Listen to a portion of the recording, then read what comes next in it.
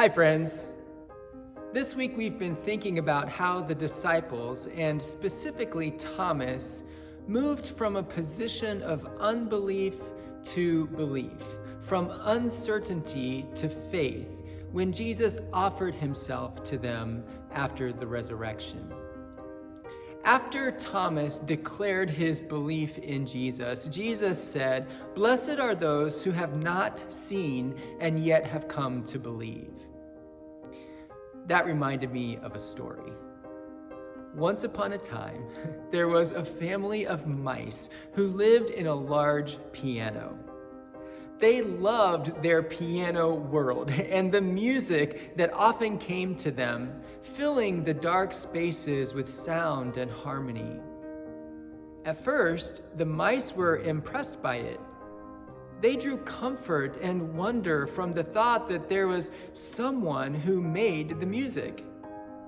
And although that someone was invisible to them, they felt close to him. They loved to think about the player whom they could not see. Then one day, a daring mouse climbed up part of the piano and returned in a very thoughtful mood. He had made a discovery which revealed how the music was made. Wires were the secret. He had found tightly stretched wires of graduated lengths which trembled and vibrated. Well, now the mice had to revise all of their old beliefs, and they began to question the unseen player. Later, another mouse explorer returned from an expedition with yet another discovery about the origins of the music. Hammers were the secret. There were dozens of hammers that danced and leaped upon the wires. Now, this was a more complicated theory, but it all went to show that they lived in a purely mechanical universe, and they thought less and less about the unseen player. But the unseen player continued to play. The problem with the mice was that they only believed what they could see.